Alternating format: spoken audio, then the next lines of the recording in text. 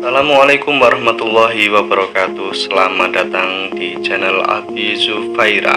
Pembahasan materi pendidikan agama Islam kelas 7 sampai bab 5. Selamat datang Nabi kekasihku.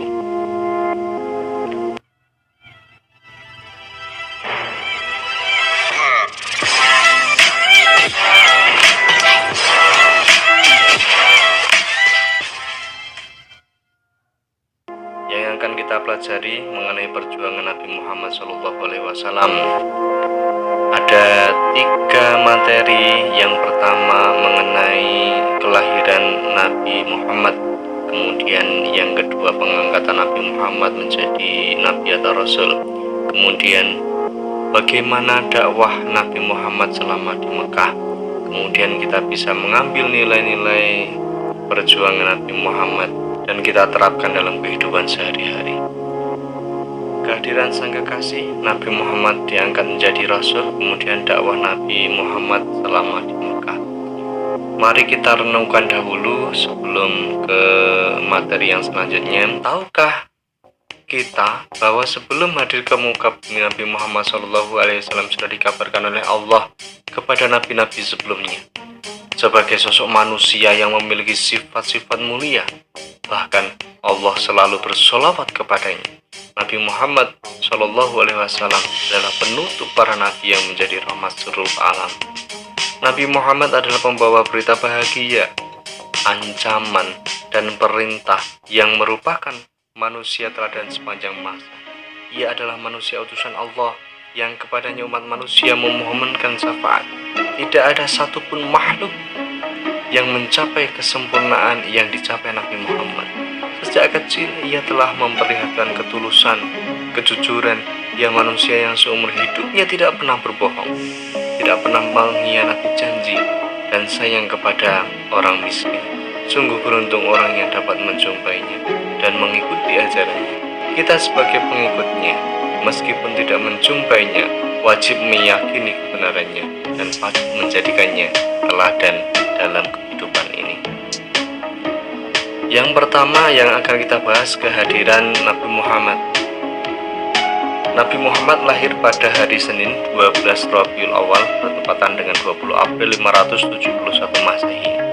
Lahir dalam keadaan yatim. Ayahnya bernama Abdullah bin Abdul Muthalib, wafat saat Nabi masih di kandungan usia 6 bulan. Saat bayi diasuh oleh Halimatus Sa'diyah dari Bani Sa'ad kabilah Hawazin, disusui oleh Halimah hingga Nabi berusia 5 tahun. Ibunda Siti Aminah tercinta wafat saat Nabi berusia 6 tahun. Lalu dirawat kakeknya Abdul Muthalib selama 2 tahun. Saat Nabi berusia 8 tahun sang kakek wafat, kemudian dirawat oleh paman yaitu Abu Thalib hingga masa remaja. Masa usia 12 tahun Nabi sudah mulai berdagang. Dari sejarah tadi apa yang bisa kita pelajari dari perilaku Nabi? Dari perilaku Nabi kita bisa belajar tentang kemandirian dalam bekerja. Selalu jujur, tidak pernah membohongi pembeli, tidak pernah mengambil keuntungan terlalu besar, selalu berkata ramah, sopan, penuh dengan kasih sayang. Di antara sifat kepribadian Nabi yang bisa kita contoh adalah yang pertama, berpendirian teguh, semangat kerjanya tinggi, kejujurannya luar biasa, menjadi amanah yang baik, pantang menyerah menghadapi cobaan, melayani pembeli dengan adil, percaya diri, ramah, sopan, dan penuh kasih sayang.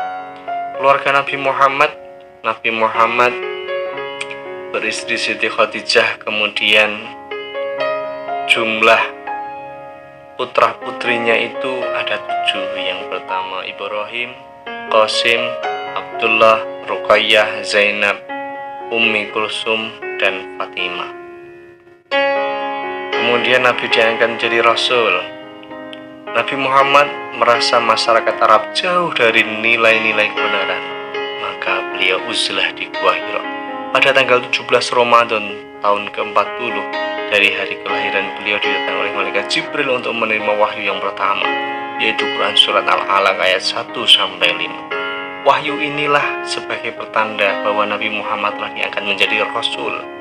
Setelah menerima wahyu yang pertama, kemudian Nabi Muhammad menanti di Gua Hira wahyu yang berikutnya, maka turunlah wahyu yang kedua, yaitu Quran surat Al-Mudaththir ayat 1-7. A'udzubillahi minasyaitonirrajim. Bismillahirrahmanirrahim. Iqra bismi rabbikal ladzi khalaq. Khalaqal insana min 'alaq. Iqra wa rabbukal akramul ladzi 'allama bil qalam.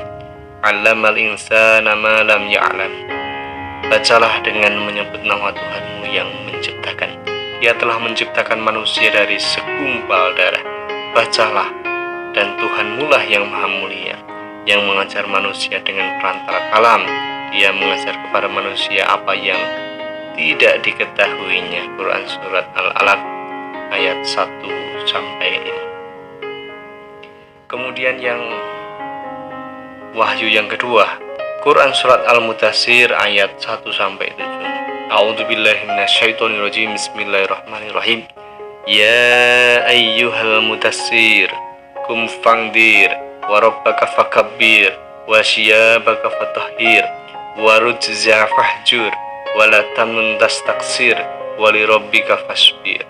Wahai orang-orang yang berkemul, berselimut, bangunlah, lalu berilah peringatan, dan agungkanlah Tuhanmu, dan bersihkanlah pakaianmu, dan tinggalkanlah segala perbuatan yang keji, dan janganlah engkau memberi dengan maksud memperoleh balasan yang lebih banyak, dan karena Tuhanmu bersabarlah. Quran surat Al-Mudaththir ayat 1-7.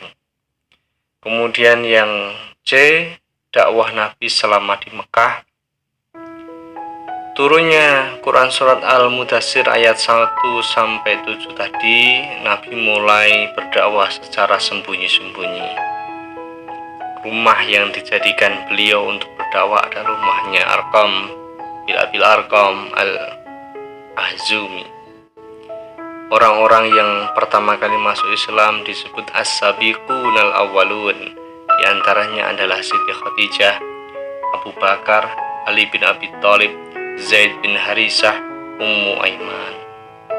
Setelah Nabi berdakwah sembunyi-sembunyi, selanjutnya turun wahyu yang ketiga, yaitu Quran surat Al-Hijr ayat 94 dan 95.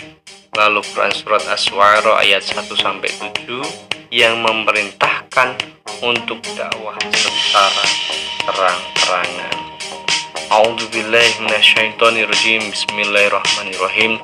Fasta' bima tu'maru wa'rid 'anil musyrikin.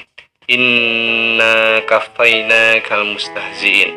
Maka sampaikanlah olehmu secara terang-terangan segala apa yang diperintahkan kepadamu, dan berpalinglah dari orang-orang yang musyrik. Sesungguhnya kami melihara daripada kejahatan orang-orang yang berolok-olokan kamu. Quran surat Al-Hijr ayat 94 dan 95.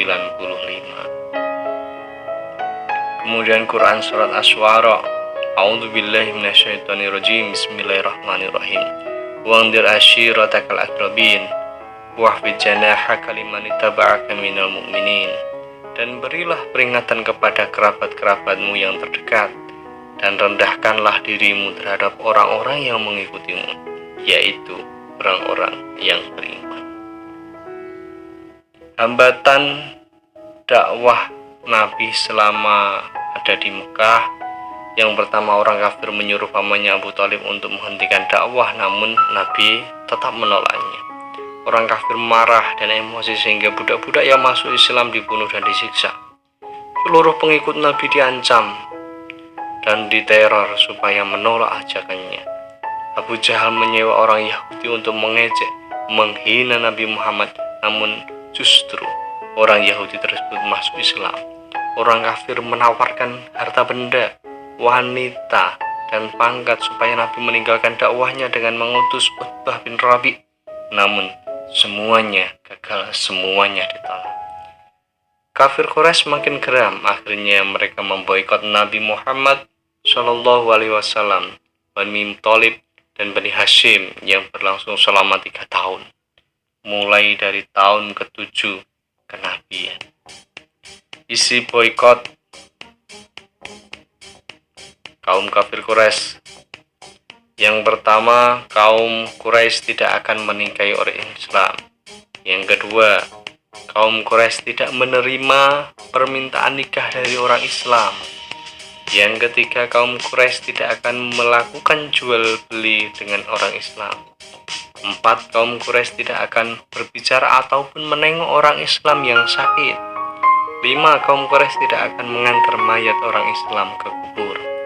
6. Kaum Quraisy tidak akan menerima permintaan damai dengan orang Islam dan menyerahkan Muhammad untuk dibunuh. Undang-undang pemboikotan ini digantung di dinding Ka'bah. Penulisnya bernama Mansur bin Ikrimah. Selama 3 tahun undang-undang tersebut dimakan rayap, sampai akhirnya Zubair bin Umayyah, Hisham bin Amr, dan lain-lain merobeknya. Akhirnya pemboikotan selesai. Akhirnya Fathul Makkah.